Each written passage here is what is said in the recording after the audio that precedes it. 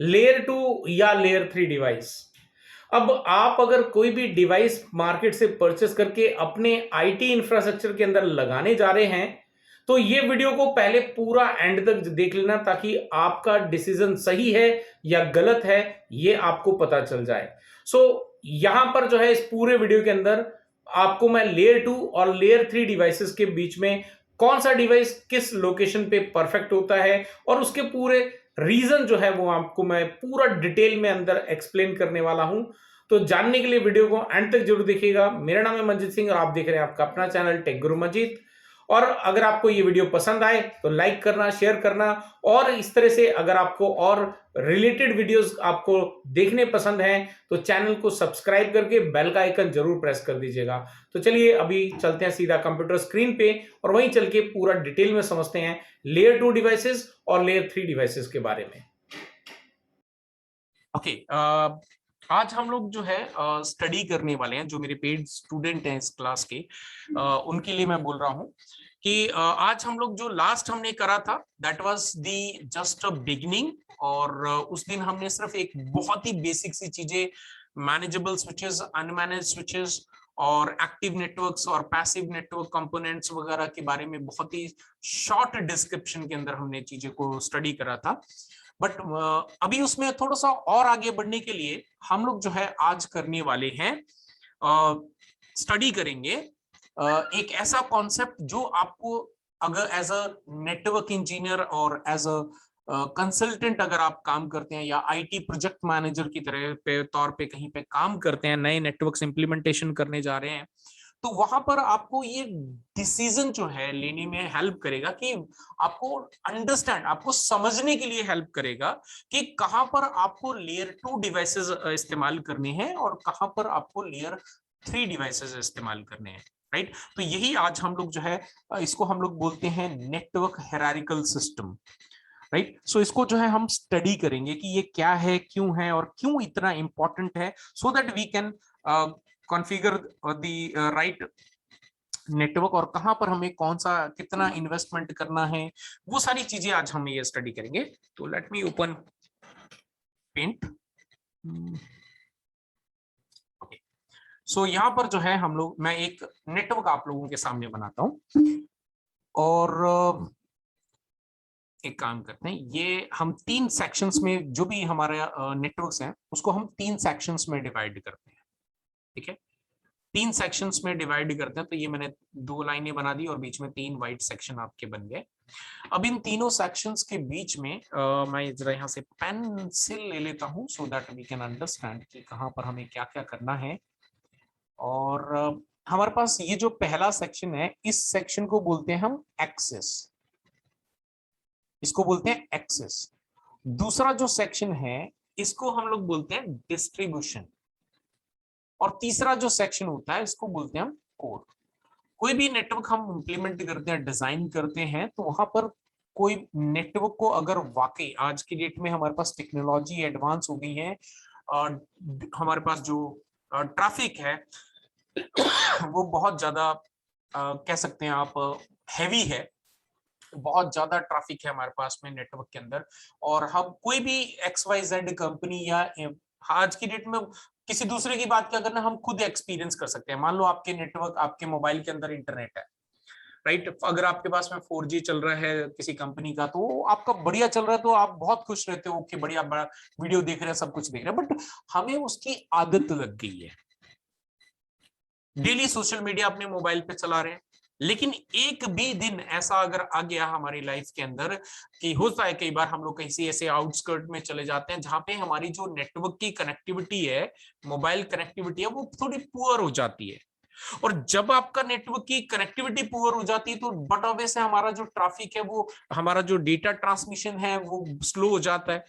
और फिर हमारा जो वीडियो, जो हमारी डेली हैबिट बन चुकी है सोशल मीडिया को एक्सप्लोर करने की, वो हमें नहीं मिल पाता है। और उसी की वजह से हम क्या करते हैं, थोड़ा सा इरिटेट होने लग जाते हैं, बिकॉज हमारे पास जो डेटा ट्रांसपोर्ट रेट है वो स्लो गया। अगर आप एक सक्सेसफुल नेटवर्क इंजीनियर बनना चाहते हो तो आपके लिए एक बहुत ही इंपॉर्टेंट कॉन्सेप्ट ये है टू अंडरस्टैंड कि किसी भी कंडीशन में अगर कोई बियॉन्ड द सिचुएशन जा रहा है, से फॉर एग्जांपल कोई टावर कहीं पे मिल गया है, उस टावर से आप 10 किलोमीटर दूर जाके रेंज की बात करो, एक्सपेक्ट करो, तो डेफिनेटली नहीं मिलने वाला है। लेकिन एक नेटवर्क इंजीनियर के लिए जो है सबसे इंपॉर्टेंट टास्क होता है to perform the best. Best कैसे? आपको ये समझना है कि जहां पर भी आप वो नेटवर्क इंप्लीमेंट कर रहे हैं कि वो कौन से सेक्शन में फॉल होगा। क्या वो एक्सेस लेयर में आएगा, क्या वो डिस्ट्रीब्यूशन लेयर में आएगा, क्या वो कोर लेयर में आएगा। अब इन तीनों लेयर्स को समझना बहुत इंपॉर्टेंट है, और अगर आप इन तीनों लेयर्स को अच्छे से समझ गए, which is called as your network hierarchical structure. So access layer से हम लोग स्टार्ट करते हैं। ठीक है, एक्सेस लेयर में क्या होता है, ये मेरे पास में एक स्विच है, ये मेरा स्विच है। अब इस स्विच से मैंने क्या करा, एक मेरे पास यहाँ पे कंप्यूटर लिया और मैंने कनेक्ट कर दिया। मैंने एक आईपी फोन लिया और उस आईपी फोन को भी मैंने इसी के साथ में कनेक्ट कर दिया। फिर इसी के साथ में मैंने क्या करा, एक वाईफाई एक्सेस पॉइंट लिया और उसको भी कनेक्ट कर दिया, राइट। और डिस्ट्रीब्यूशन लेयर जो है, यहां पर भी मैं मान लेता हूं मेरे पास एक स्विच है, ये भी मेरा एक स्विच है। अभी कौन सा स्विच है, लेयर 2 है, लेयर 3 है, उसको अभी बाद में डिस्कस करते हैं, पहले हम इसको स्विच मान लेते हैं। और इसको मैंने ये कनेक्ट कर दिया, मैंने एक्सेस लेयर को डिस्ट्रीब्यूशन लेयर से कनेक्ट कर दिया। अब यहां पर जो है इंपॉर्टेंट क्या है एक्सेस लेयर में, कि आपको जो है यहां पर ये जो स्विच लगाया है, इस स्विच की रेस्पॉन्सिबिलिटी बहुत इंपॉर्टेंट है। जैसे अभी हम लोग करियर की बारे में बात कर रहे थे, कि मैंने आपको बताया कि नहीं, आपको स्टेप बाय स्टेप एजुकेशन लेना बहुत इंपॉर्टेंट है। व्हाई इज सो इंपॉर्टेंट, वो भी मैंने एक्सप्लेन करा। जिस तरह से हमारी किसी कंपनी में ज्वाइन करने के बाद एक रेस्पॉन्सिबिलिटी होती है, हमें कुछ रेस्पॉन्सिबिलिटी दी जाती है, हमें टास्क टू परफॉर्म दिए जाते हैं कि आपका ये जॉब प्रोफाइल रहेगा और आपको ये काम करना होता है। That is the responsibility. Same way अगर हम किसी नेटवर्क में काम करते हैं और डिजाइनिंग, स्पेशली डिजाइन कर रहे हैं, इंप्लीमेंट कर रहे हैं, ट्रबल शूट कर रहे हैं, मॉनिटर कर रहे हैं, मैनेज कर रहे हैं, कुछ इश्यूज है उनको आपको रेक्टिफाई करना है, then you should understand this hierarchical structure. अब आपने क्या करा, ये जो स्विच लगाया है एक्सेस लेयर के अंदर, इसकी आपको रेस्पॉन्सिबिलिटी पता होनी चाहिए, यानी कि इसकी क्या रेस्पॉन्सिबिलिटी, ये यहां पर लगा है तो ये इसका काम क्या है, इसकी फंक्शनैलिटी क्या है। तो इसकी फंक्शनैलिटी को वन बाय वन समझते हैं। से फॉर एग्जांपल, मैं एक एग्जांपल देके आपको समझाता हूं। आपके पास में यहां से जो स्पीड आ रही है, जो बैंडविड्थ आ रही है, that is the 100 Mbps। 100 Mbps की स्पीड आपको यहां से मिल रही है। और आपने क्या करा, स्विच को अभी तक पावर ऑन नहीं करा और ये 3 डिवाइस पहले से केबल लगाकर कनेक्ट कर दिए। पहला जैसे ही आपने उसको पावर ऑन करा, तो पहली रेस्पॉन्सिबिलिटी होती है, इसको बोलते हैं हम शेयर्ड बैंडविड्थ।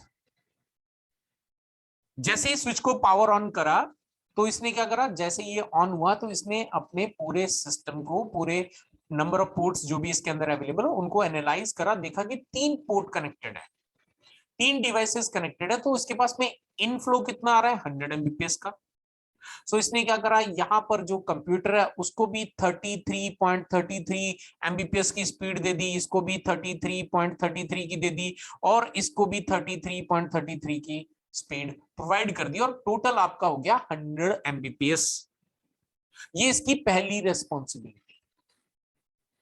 अब ये डिवाइस आपका स्विच चालू है, पावर ऑन है।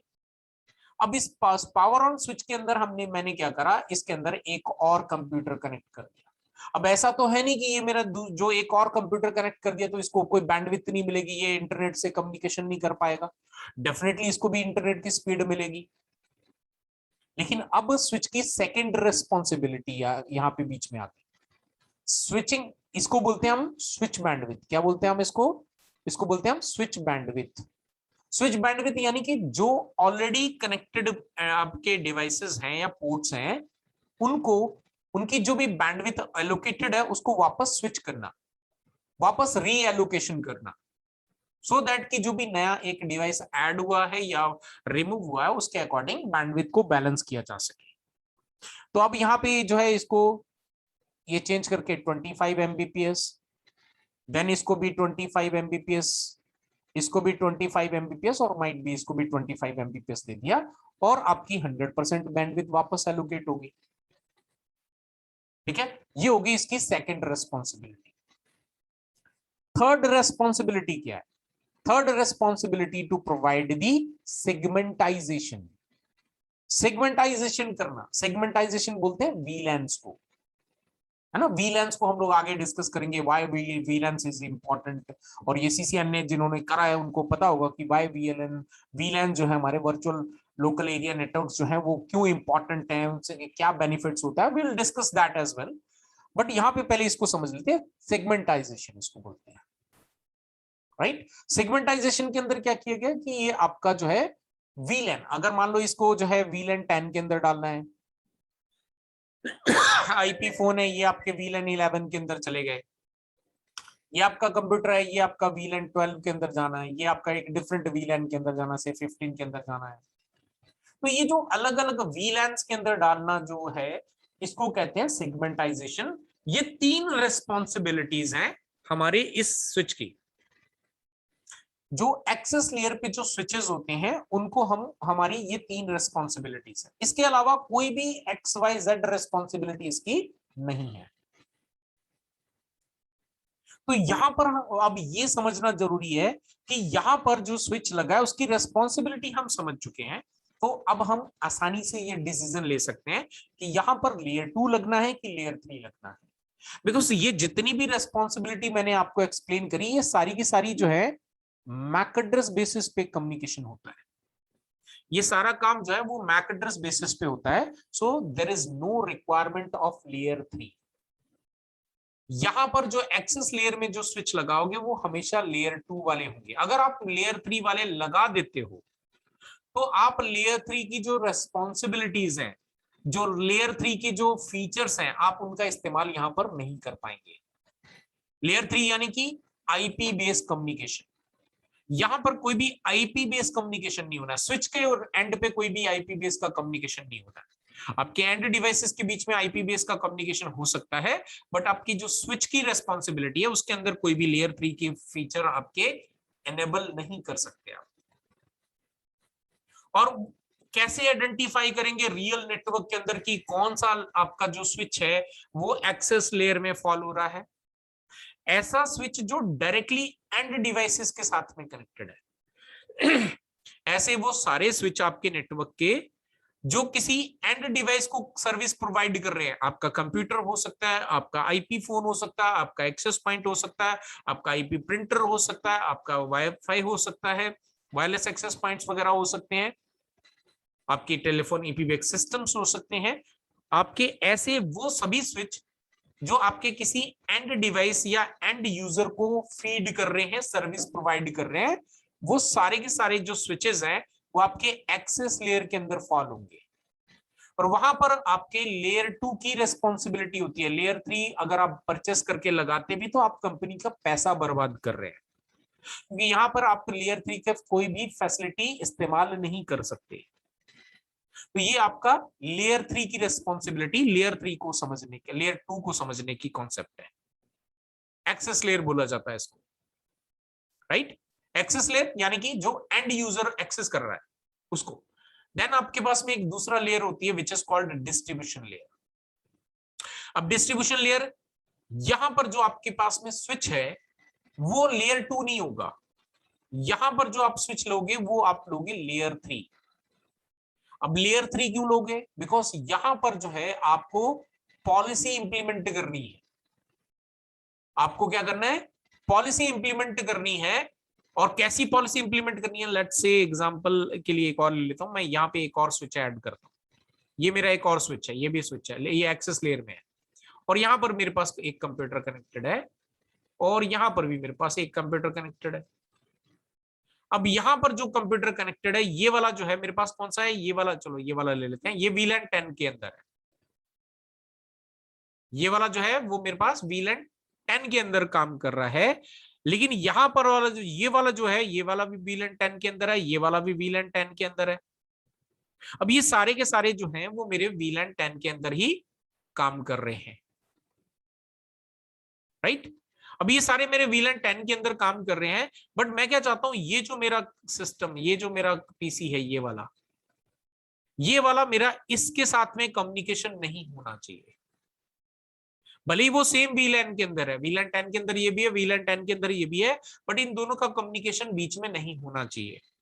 ये आपस में कम्युनिकेशन नहीं करने चाहिए, बाकी ये दोनों आपस में कम्युनिकेशन करें। तो ये जो काम है ये हम लेयर 2 पे नहीं कर सकते, एक्सेस लेयर में नहीं कर सकते। इसके लिए हमें पॉलिसीज इंप्लीमेंट करनी पड़ेंगी, और वो पॉलिसी आपकी कौन सी, वो ट्रैफिक फिल्टर करते हैं जिसको। तो ट्रैफिक फिल्टर करने के लिए हमें लेयर 3 आईपी एड्रेस का हेल्प लेनी पड़ती है, और आईपी एड्रेस का जो काम है वो कहां पे करेंगे हम, डिस्ट्रीब्यूशन लेयर पे। तो ये जो आपका लेयर 3 स्विच है, इसके ऊपर हम क्या करेंगे, आईपी बेस्ड कम्युनिकेशन करवाएंगे।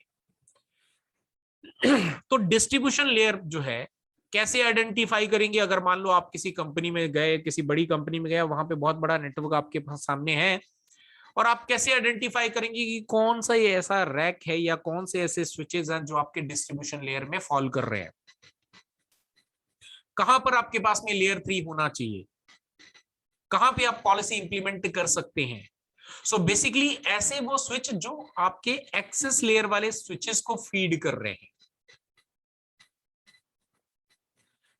ऐसे वो सभी स्विच जो आपके एक्सेस लेयर वाले स्विचेस को फीड कर रहे हैं, ये किसी एंड यूजर को फीड नहीं कर रहे। हाँ, कोई एक एक्सेप्शनल केस हो सकता है कि आपको यहाँ पे कोई एक यूजर था, एक सिंगल या यूजर था, और आपने इसको दे दिया है, वो एक एक्सेप्शनल केस हो सकता है। लेकिन जो प्रॉपर इंप्लीमेंटेशन होता है, जो लोग मेरे यूट्यूब चैनल पे वीडियोस देखते हैं, मैं जो प्रैक्टिकल्स वहां पे मैंने डाल के रखे हैं, सो बेसिकली हम लोग इसी पूरे हायरार्किकल स्ट्रक्चर को फॉलो करते हैं, सो दैट कि कहीं पर भी कोई दिक्कत ना आए। तो हम लोग क्या करते हैं, ये बिल्कुल ऐसा एक्सेप्ट करते ही नहीं है। जो प्रॉपर गाइडेंस है, जो लेआउट्स हैं, जो स्ट्रक्चर्ड है, उसी को हम लोग फॉलो करते हैं, तभी आप एक सक्सेस हो सकते हैं मार्केट के अंदर। अदरवाइज आपको जो है कोई भी नहीं मानेगा, मतलब आप किसी भी कंपनी के लिए कोई बेनिफिट नहीं करोगे। तो यहाँ पर ये जो डिस्ट्रीब्यूशन लेयर है वो आपकी ये होगी लेयर, जो ऐसे स्विचेस जो आपके एक्सेस लेयर वाले स्विचेस को फीड कर रहे हैं, सर्विस प्रोवाइड कर रहे हैं, वो आपके डिस्ट्रीब्यूशन लेयर पे आएंगे।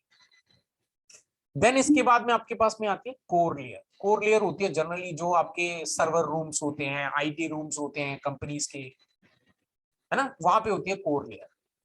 कोर लेयर मतलब उसको कोर इसलिए बोला जाता है because that is the centre hub, hub बोला जाता है इसको, है ना। ये आपका एक ऐसा एरिया, या फिर आपको कोर लेयर को आइडेंटिफाई करना है, तो ऐसा लोकेशन आपको देखनी है जहां पर आपका जो नेटवर्क, कौन सा नेटवर्क, आपका प्राइवेट नेटवर्क यानी कि लैन, जहां पे आपका लैन जो है वो वैन के साथ में कनेक्टेड हो रहा है।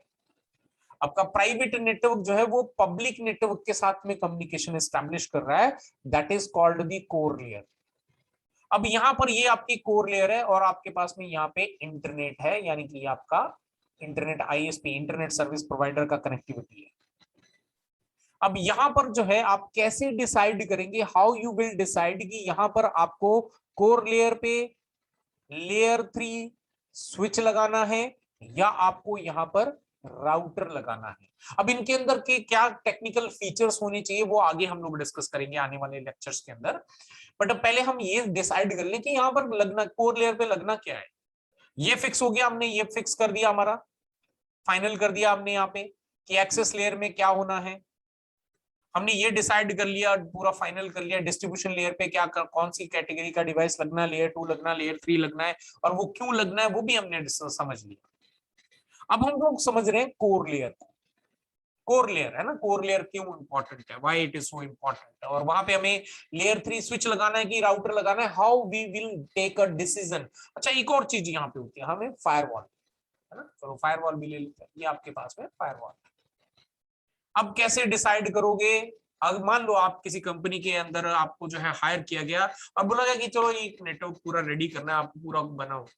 अब आप कैसे डिसीजन लोगे कि कोर लेयर पे आपको लेयर 3 स्विच लेना है, राउटर लेना है या फायरवॉल लेना है? कैसे डिसीजन लिया जाएगा ये? अब ये डिसीजन लेने के लिए आपको जो है पूरा इसका इन एंड आउट पता होना चाहिए। अगर आप एक इन एंड आउट जानते हो, इफ यू नो कि यहाँ पर क्या क्या फैसिलिटीज हैं और आप कहाँ पर इंप्लीमेंटेशन कर रहे हो, उसके पूरे नेटवर्क का, उस क्लाइंट के बारे में आपको पता होना चाहिए। दैट इज व्हाट मैं हमेशा बोलता हूँ अपने जितने भी जो लोग मेरे से करियर गाइडेंस के अंदर क्वेश्चन पूछते हैं कि सर हम लोग इंटरव्यू में जाते हैं तो वहां पे इंटरव्यू में जाके जो है हमें सेलेक्ट कैसे करेगी company, when you will add value to that company. Company कब आपको हायर करेगी, आपके इंटरव्यू के क्वेश्चन जो आपके आंसर मिल रहे हैं उससे कैसे वो यहाँ पे डिसाइड करेगी, बिकॉज आप उनको ये जब तक नहीं बताओगे कि आप उस कंपनी के लिए क्या बेनिफिट देने वाले हो, why that company should hire you, the first question. आपको ट्रेनिंग देने के लिए थोड़ी सिखा रही है भाई, आपको हायर क्यों कर रही है, बिकॉज दे वांट कि कोई एम्प्लॉय आए जो जिसके पास में नॉलेज है, वो आकर सीधा मेरा नेटवर्क पूरा हैंडल करे, मेरा काम हैंडल करे कंपनी का। अगर कंपनी को आप ऑनबोर्ड जाने के बाद बोलोगे मुझे ये नहीं आता है, मुझे तो सिखाना पड़ेगा आपको, या मैं सीख जाऊंगा 1-2 महीने के अंदर, definitely you are not adding value to that company, then why company should hire you, right. So यहां पर आपको पता होना चाहिए देन कि आपको यहां पर करना क्या है। How you will decide in the core layer कि आपका लेयर 3 स्विच लगेगा, राउटर लगेगा या फायरवॉल, डोंट वरी, मैं अभी बताऊंगा, मैं अभी आपको एक्सप्लेन कर रहा हूं how you will take that decision, right. लेकिन मॉडल नंबर कौन सा होगा that will discuss in the later sessions, है ना। सबसे पहले हम बात करते हैं यहाँ पे लेयर 3 स्विच की, why there is a requirement of, why there is a need of core layer, sorry layer 3 switch in the core layer. Core layer पे हम काम कर रहे हैं, कोर लेयर पे यानी कि एक ऐसा नेटवर्क जो आपका प्राइवेट नेटवर्क और पब्लिक नेटवर्क के बीच में कम्युनिकेशन एस्टैब्लिश कर रहा है। पहली चीज यहाँ पे आपको रेस्पॉन्सिबिलिटी पता होनी चाहिए। If you know the responsibility, आप आसानी से डिसीजन ले पाओगे। If you don't know the responsibility, आप फिर हवा में अंधेरे में तीर चलाओगे और आपने मान लो आपको पता ही नहीं है कि कैसे डिसीजन लेना था, और आपने क्या करा यहाँ पे से फॉर एग्जांपल 1.5 लाख का ये राउटर खरीद डाला, हो गई गलती। अब आपको पता चला कि यहाँ पे तो राउटर लगना ही नहीं है, यहाँ तो मेरा जो है लेयर 3 स्विच लगना था, यहाँ पे मेरा जो है फायरवॉल लगना था।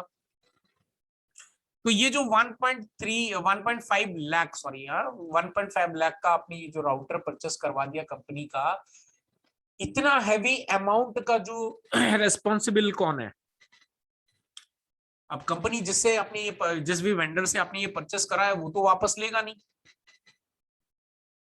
तो इसकी रेस्पॉन्सिबिलिटी किसकी होगी, कंपनी की, क्योंकि उसने आपको हायर करा है, या आपकी कि आपने ये गलत डिसीजन ले लिया, राइट। मैं भी कोई पहले दिन से बड़ा नहीं हुआ, बहुत पहले दिन से मैंने एक्सपर्ट नहीं बन गया हूं, मैंने बहुत सीखा है, मेरे सीनियर से सीखा है, मैंने गलतियां करी, सीखा, अपनी कुछ मिस्टेक से सीखा, बाद में कुछ मेरे जो सीनियर्स थे उन्होंने मुझे सिखाया तब जाकर, क्योंकि जब मैंने ये सब पोजीशन पे आया था तब यूट्यूब इतना फेमस नहीं था, यूट्यूब पे ऐसा कोई कंटेंट क्रिएटर नहीं थे इतने ज्यादा, और बुक से और गूगल से भी कमी सपोर्ट मिलती थी उस वक्त में।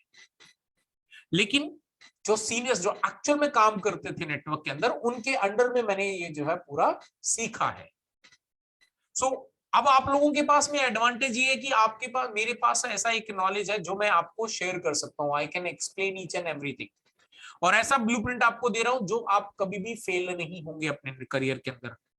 अब यहाँ पे लेयर 3 स्विच लगाना है, कैसे डिसीजन लेंगे, पहले आपको रेस्पॉन्सिबिलिटी की बात कर लेते हैं। अगर आपका कोई ऐसी कंपनी है, लेट्स टेक एन एग्जांपल कि ये कंपनी का नाम है ABC, one of my favourite company when I teach, ABC है ना, एबीसी कोई भी कंपनी, एक नाम है ये कंपनी का मान लो, और इस कंपनी का यही एक जो प्रोजेक्ट आप कर रहे हो, बस यही एक ऑफिस, एकमात्र ऑफिस है। इसके अलावा इस कंपनी का कोई भी दूसरा ना ब्रांच ऑफिस है, ना कोई इसका हेड ऑफिस है, ना कोई और ऑफिस है, एक सिंगल लोकेशन है। अब सिंगल लोकेशन है तो आप यहाँ पे लेयर 3 स्विच का इस्तेमाल कर सकते हो, बिकॉज यहाँ पर अब आपकी जो रिस्पॉन्सिबिलिटी है वो बस ये है कि आपका जो प्राइवेट नेटवर्क का जो डेटा ट्रैफिक है वो पब्लिक में जाना चाहिए, और पब्लिक से आने वाला जो डेटा ट्रैफिक है वो आपके लोकल में आना चाहिए, दैट्स इट। ये आपका स्विच का डिसीजन हो गया। फिर आपको यहाँ पे जो है कुछ सिक्योरिटी लगानी है। तो सिक्योरिटी, ये जो कोर लेयर ऐसा डिवाइस जो आपके प्राइवेट नेटवर्क और पब्लिक नेटवर्क को डायरेक्टली कम्युनिकेट करा रहा है, इसके ऊपर कभी भी कोई भी किसी भी तरह का फिल्टरिंग नहीं करना है, कोई भी किसी भी तरह की पॉलिसी इंप्लीमेंटेशन नहीं करना है। अगर आप ऐसा करते हो तो व्हाट विल हैपन, बिकॉज ये डिवाइस के ऊपर में पूरे आपके लोकल एरिया नेटवर्क का पूरा ही फुल ट्रैफिक यहां से आउट और आपके पब्लिक नेटवर्क से फुल ट्रैफिक इन आ रहा है, तो आपका ये जो डिवाइस है वो उतनी ट्रैफिक को आपकी जो पॉलिसीज हैं ट्रैफिक को होल्ड करके पॉलिसी को चेक करके उसके आगे फॉरवर्ड करना उसके लिए डिफिकल्ट हो सकता है। तो हम लोग क्या करते हैं, कोर लेयर के ऊपर में जो भी डिवाइस होते हैं उस पर कभी भी कोई पॉलिसी इंप्लीमेंटेशन नहीं करते हैं, राइट। यहाँ पे हाई स्पीड डेटा ट्रैफिक जो है वो हम लोग फ्लो कराते हैं। तो अगर ये कंपनी का कोई भी ब्रांच ऑफिस वगैरह नहीं है, कोई भी दूसरा अदर ऑफिस नहीं है, तो इन दैट केस यहाँ पे हम लेयर 3 स्विच का इस्तेमाल कर सकते हैं, राइट। इसकी कुछ और रेस्पॉन्सिबिलिटीज हैं जो हम आगे डिस्कस करेंगे। अब कैसे डिसाइड करेंगे कि मुझे यहाँ पे लेयर 3 तो जो मैं बता दिया, अब हाउ वी विल डिसाइड कि राउटर लगेगा कि लेयर 3 लगेगा। अगर एक आपकी यही कंपनी एबीसी है और इस कंपनी के जो है मल्टीपल ब्रांच ऑफिस हैं, आपका एक से दो हो सकते हैं, दो से ज्यादा हो सकते हैं, राइट। अगर आपकी कोई ऐसी कंपनी है जहां पे आपके पास मल्टीपल ब्रांच ऑफिस हैं या उस कंपनी के जो है मल्टीपल लोकेशंस पे ऑफिस है, तो इन दैट केस आपका लेयर 3 स्विच आपका बिल्कुल काम नहीं आएगा। क्यों नहीं काम आएगा, इसका बहुत बड़ा रीजन है। अब मल्टीपल ब्रांच ऑफिस है तो आज की डेट में बहुत सारी कंपनीज है, मैक्सिमम कंपनीज, बहुत सारी नहीं, मैक्सिमम 99.99% जो कंपनीज हैं वो क्या करती हैं, अपना जो भी डेटा है वो सेंट्रलाइज्ड लोकेशन पे या सेंट्रलाइज्ड एप्लीकेशन को एक्सेस करवाती है मल्टीपल ब्रांच ऑफिस पे। और उसके लिए हमें यहाँ पे वीपीएन एनक्रिप्शन जैसी जो सर्विसेज हैं उनकी रिक्वायरमेंट होती है, और वो पॉलिसी वो सारी चीजें आपके लेयर 3 स्विच के अंदर फीचर्स नहीं होते हैं। तो अगर आपके पास में कोई ऐसी कंपनी है जहां पे एक सिंगल नेट आपके पास में लोकेशन है, इन दैट केस आप यहाँ पे लेयर 3 स्विच का इस्तेमाल कर सकते हो। लेकिन अगर कोई ऐसी कंपनी का आप नेटवर्क इंप्लीमेंटेशन कर रहे हो और आप कोर लेयर पे डिसीजन लेने की बात कर रहे हो और उस कंपनी के मल्टीपल ब्रांच ऑफिस हैं, लोकेशंस हैं, तो वहां पर आपको राउटर ही लेना चाहिए, बिकॉज राउटर के जरिए आप वीपीएन एनेबल कर सकते हो। राउटर है तो आप एमपीएलएस जैसी सर्विसेज की फैसिलिटीज को अवेल करवा सकते हो।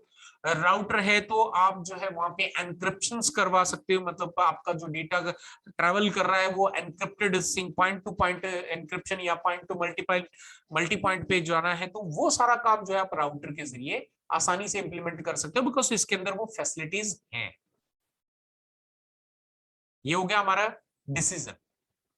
अब तीसरा डिसीजन हमारा ये है कि अगर फायरवॉल लेना है तो फायरवॉल हमें जो है यहाँ पे लगाना चाहिए कि नहीं लगाना चाहिए, ये डिसीजन कैसे लेंगे कोर लेयर पे।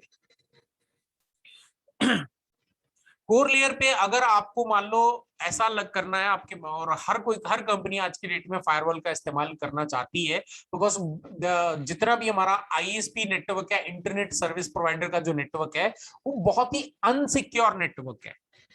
Lot of hackers are available, unauthorise access लेने के लिए आपके बहुत सारे यूजर जो है ट्रैवल करते रहते हैं अक्रॉस दी नेटवर्क।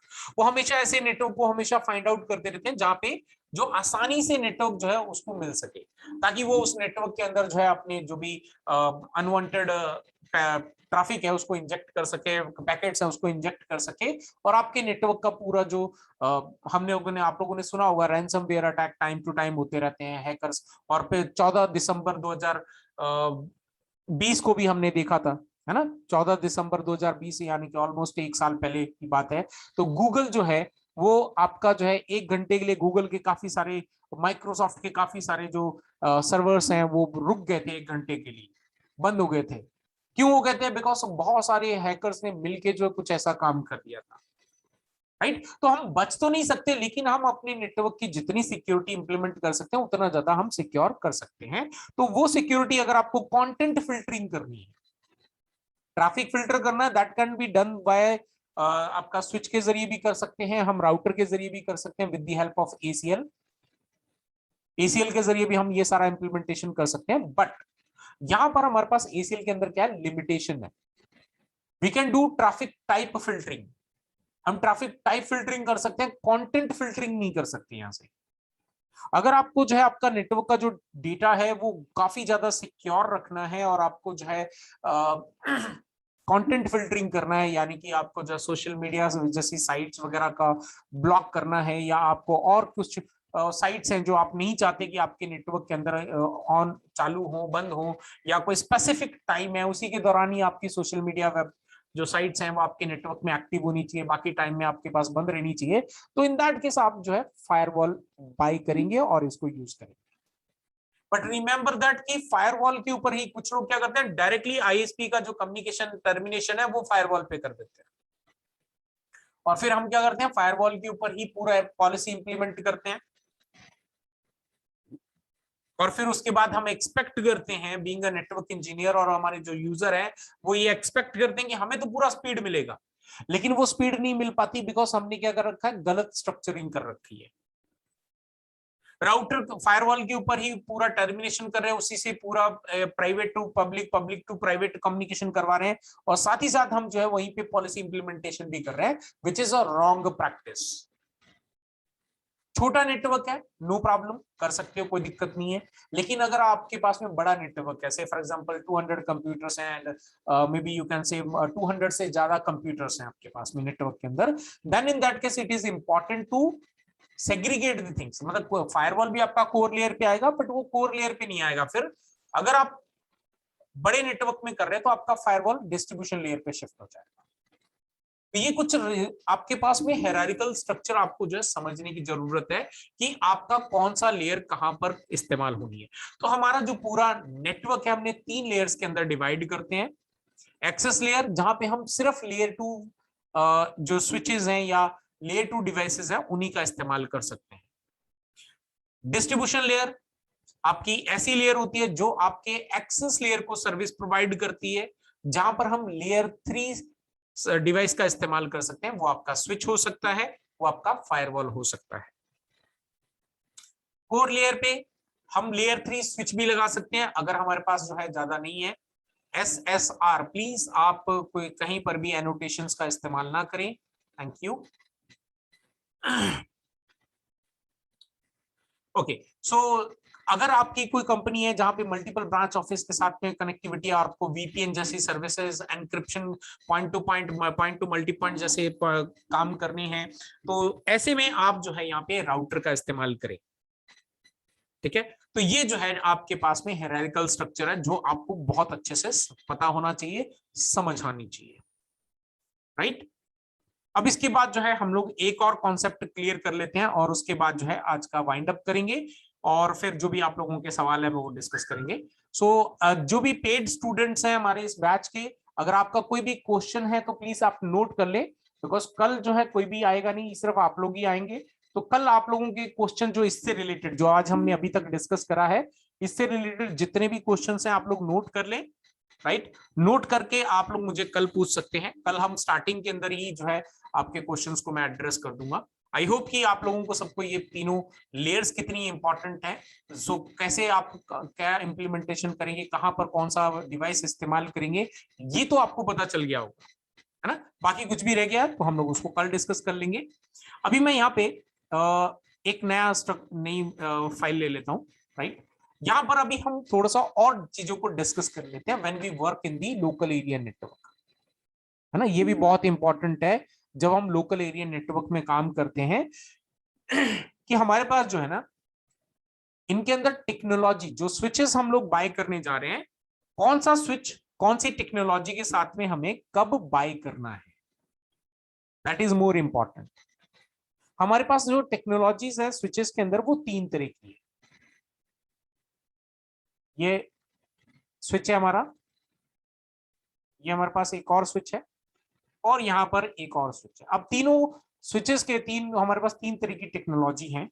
पहली एक टेक्नोलॉजी होती है जिसको हम लोग बोलते हैं कट थ्रू, ठीक है, कट थ्रू बोलते हैं, यानी कि उसके अंदर बहुत ही बेसिक सा, बहुत ही सिंपल सी चीजें चेक करी जाती है। मान लो आपके पास में ये जो है ये आपका सोर्स है, और आपको जो डेटा यहाँ पे ट्रांसमिट करना है, ये आपका डेस्टिनेशन है। और इस स्विच के अंदर आपने जो फैसिलिटी, जो आपने टेक्नोलॉजी ली है, वो आपने लिया कट थ्रू वाली। यानी कि यहां पर जो कट थ्रू टेक्नोलॉजी कहने का मतलब है कि आपका जो है यहाँ पर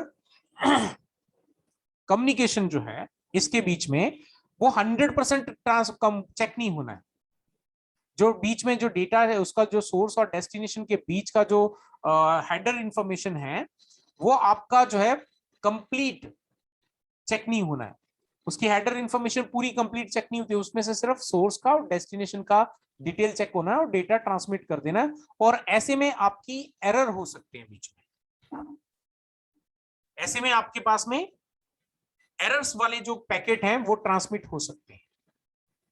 अब ऐसा करने का थ्रू वाली को जो आपकी जो इसमें है, इसमें क्या है आपके पास में सबसे इंपॉर्टेंट होता है आपकी जो रिलायबिलिटी है। रिलायबिलिटी यानी कि डेटा आपका कितना कितना जो करप्टेड पैकेट्स हैं वो कितने आपके सोर्स से डेस्टिनेशन तक नहीं जाते, वो करेक्ट कितने जाते हैं। तो रिलायबिलिटी यानी कि जिसके ऐसे पैकेट जहां पे नंबर ऑफ पैकेट जो है वो आपके बिल्कुल परफेक्ट जा रहे हैं, 100% बराबर जा रहे हैं, जिसके अंदर कोई दिक्कत नहीं आ रही है, तो दैट इज दी रिलायबिलिटी। आपको यहाँ पे मिल जाती है करीब से फॉर एग्जांपल आपको मिल जाती है 70%। स्पीड आपको मिल जाती है यहाँ पे 100%। स्पीड आपकी बहुत इसमें अच्छी मिल जाती है बिकॉज यहाँ पे पूरा 1518 बाइट्स टोटल होता है डेटा, जिसमें से हम 1500 प्लस 18 बाइट्स होते हैं, अलग अलग होते हैं, तो टोटल 1518 बाइट्स का हेडर जितना भी आपका डेटा होता है उसकी कुछ हेडर इंफॉर्मेशन होती है। उसमें से हेडर इंफॉर्मेशन में से यहाँ पर आपका जो बहुत ही कम पैकेट चेक डेटा चेक होता है, सिर्फ सोर्स और डेस्टिनेशन के बीच का जो डेटा है वही चेक होता है, उसमें एरर करेक्शन नहीं होता। अगर आपने कोई ऐसा स्विच ले लिया जिसमें आपके पास में से फॉर एग्जांपल ये एक सर्वर है और इस सर्वर के अंदर आपके पास में सेंट्रलाइज्ड डेटाबेस चल रहा है, इसके अंदर डेटाबेस है और आपके यूजर क्या कर रहे हैं, डेटाबेस के से इसी एप्लीकेशन को एक्सेस करके पूरा काम कर रहे हैं, और आपने यहाँ पे जो कट थ्रू वाली टेक्नोलॉजी वाला जो स्विच है वो परचेस करके आपके नेटवर्क में इंप्लीमेंट कर रखा है। अब क्योंकि इसके अंदर रिलायबिलिटी आपके पास में 100% नहीं है, तो आपके बट ऑब्वियस है आपके पास में एरर पैकेट वाले भी एरर पैकेट भी आपके पास सर्वर के पास आएंगे। और हम जानते हैं कि जितने भी आपकी एप्लीकेशंस होती हैं वो उसके अंदर डेटाबेस भी होता है जहां पे डेटा पूरा स्टोर होता है आपका। उस डेटाबेस के अंदर आपके पास में मान लो कि 2 टेबल है या 4 टेबल है, 4 टेबल में से 3 टेबल तो आपके अपडेट हो गए, एक टेबल आपका अपडेट नहीं हुआ, तो आपकी एप्लीकेशन में एरर आ जाते हैं, राइट। वो एरर आ जाते हैं, क्यों आ जाते हैं, बिकॉज यहाँ पे जो डेटा आया उसके पास में आ रहा है वो 100% रिलायबल नहीं आ रहा है। तो ये आपका जो है ऐसे नेटवर्क के अंदर जहां पे आपके पास में कोई एप्लीकेशन डेटाबेस ओरिएंटेड एप्लीकेशन चल रही है, सर्वर चल रहा है, तो वहां पर अगर आप कट थ्रू वाली टेक्नोलॉजी वाला जो स्विच है वो अगर परचेस करके लगाएंगे तो आपके पास में डेटाबेस के अंदर एरर आने ही आने हैं। फिर आपके पास में आता है यहाँ पे second method which is called store and forward. ठीक है, अब स्टोर एंड फॉरवर्ड का ना बड़ा ही एडवांटेज है। अब इसके अंदर अगर आपके पास में कोई सर्वर लगा हुआ है तो क्या होगा, यहाँ पे जितना भी डेटा है वो आपका पूरा चेक होता है। डेटा आया, स्विच ने उसको स्टोर करा, पूरी हेडर इंफॉर्मेशन चेक करी, अगर कोई एरर है तो उसको वापस भेजा, भाई इसके अंदर एरर है उसको करेक्ट करो, करेक्ट करके वापस आया, फिर जाके आगे सर्वर को हैंड ओवर करा। इसके अंदर आपकी जो रिलायबिलिटी है वो 100% बढ़ेगी। लेकिन यहां पर जो आपकी स्पीड है वो आपकी थोड़ी सी स्लो हो जाती है। अगर आप लोगों ने देखा होगा कि जो आपकी ना पेमेंट गेटवे वाली जो वेबसाइट्स हैं वो स्लो चलती हैं, या जो आपके बैंक के सर्वर्स हैं वो थोड़ा स्लो चलते हैं, क्यों, बिकॉज वहां पे जो डेटा की रिलायबिलिटी बहुत इंपॉर्टेंट है। स्पीड थोड़ी स्लो चलेगी, कोई दिक्कत नहीं है, अगर स्पीड थोड़ी स्लो होगी तो चलेगा, कोई दिक्कत नहीं है, लेकिन रिलायबिलिटी 100% चाहिए वहां पे। क्यों, मान लो आज मैं एटीएम में गया और जाके मैंने अपना कोई ट्रांजैक्शन कर दिया, मेरे पैसे निकल के आ गए, और अगर वहां पे रिलायबिलिटी का कुछ इश्यू है तो मेरे तो पैसे निकल के आ गए मेरे पास में, लेकिन मेरे अकाउंट के अंदर वो डेटाबेस में जो बैंक का जो डेटाबेस सर्वर है उसके अंदर ये एंट्री अपडेट हुई नहीं कि मैंने पैसे निकाल लिए, तो नुकसान होगा कि नहीं होगा, बैंक को डेफिनेटली होगा।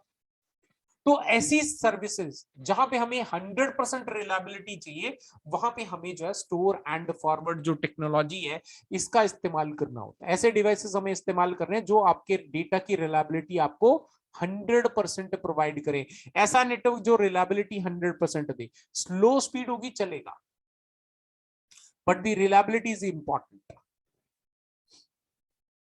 लेकिन यहां पर आपके पास में एक और होता है विच is called modify cut through, कह सकते हो उसको मॉडिफाई कट थ्रू, यानी कि एक ऐसा डेटा जिसमें आपके पास में सर्वर नहीं है आपके पास में।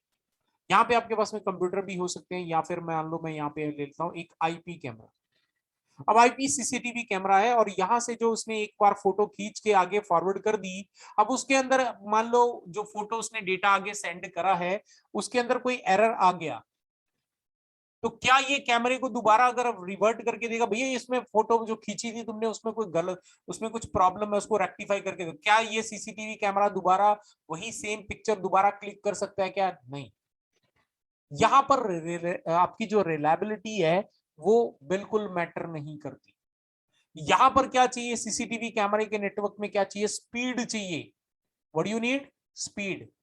आपको स्पीड की रिक्वायरमेंट है, बिकॉज आपके जो सीसीटीवी कैमरे होते हैं वो बहुत ज्यादा क्लिक करके जो नंबर ऑफ फ्रेम्स जो है, यानी कि इतना ज्यादा ह्यूज ट्रैफिक जो है वो भेजते हैं। वो यहाँ पे सिर्फ एक ही काम करना होता है, जो आपका एनवीआर है नेटवर्क वीडियो रिकॉर्डर है, बस वहां तक डेटा तुरंत पहुंच जाना चाहिए। अब वो एरर वाला है नहीं एरर है वो कोई मैटर नहीं करता, यहाँ पे बस उसका डेटा स्टोर होना चाहिए। एरर होगा तो जो देख रहा है व्यू करके वापस उसको एरर मिल जाएगा, ज्यादा से ज्यादा क्या, क्योंकि कैमरा जो है एक बार क्लिक कर दिया फोटो दोबारा क्लिक कर नहीं सकता, राइट। तो यहां पर आप जो है मॉडिफाई कट थ्रू का इस्तेमाल करते हैं, बट यहाँ पे रिलायबिलिटी की बात करें तो रिलायबिलिटी आपकी कम हो जाती है, यहाँ पे रिलायबिलिटी आपकी 50% होगी, राइट। तो ये तीन तरह की टेक्नोलॉजी होती है हमारे स्विचेस के अंदर, जो हमें यूज करने के लिए, हमें पहले बाय करने के लिए, परचेस करने से पहले हमें ये ध्यान रखना होता है कि कौन सी टेक्नोलॉजी है उस पर्टिकुलर डिवाइस के अंदर सो दैट कि हम जो है किस तरह का नेटवर्क इंप्लीमेंट कर रहे हैं, वहां पर कौन सा आपका जो टेक्नोलॉजी है वो परफेक्ट होगा, ये आपको जो है यहाँ पे परफेक्टली पता लगता रहे, राइट। तो ये जो है आपके पास में इंपॉर्टेंट है आपको जानने के लिए, राइट। तो इस तरह के जो अभी हम लोग ने आज जो है दो चीजें सीखी, एक तो आपकी हायरार्किकल स्ट्रक्चर और दूसरा हमने टेक्नोलॉजी जो है वो कौन सी, कहां पर क्यों इंपॉर्टेंट है वो हमने यहाँ पे देखा, कहां पर किस तरह की टेक्नोलॉजी की रिक्वायरमेंट है, कहां पर रिलायबिलिटी चाहिए, कहां पर आपको स्पीड की रिक्वायरमेंट है, ये मैंने आज जो है आप लोगों को एक्सप्लेन करा पूरा डिटेल के अंदर, राइट। तो आज जो है अपन यहीं तक करेंगे और इसमें जो है कल हम लोग और आगे बढ़ेंगे, तो और आगे हमारे पास जो डिवाइसेस में काफी सारी चीजें हैं, जैसे कि नेट राउटर्स हैं, देन आपके पास एक्सेस पॉइंट्स हैं, फायरवॉल सिस्टम्स हैं, काफी सारी और चीजें जो हमें जाननी है, तो ये हम कंटिन्यू कल करेंगे क्लास, राइट। तो आज जो है अपन यहीं तक करेंगे। तो अभी मैं आप लोगों को परमिशन दे रहा हूं, अगर किसी का कोई सवाल है, कोई डाउट है, कुछ पूछना चाहता है तो आप लोग पूछ सकते हो। तो वेट अ मिनट गाइस, जरा मैं रिकॉर्डिंग स्टॉप कर दूं।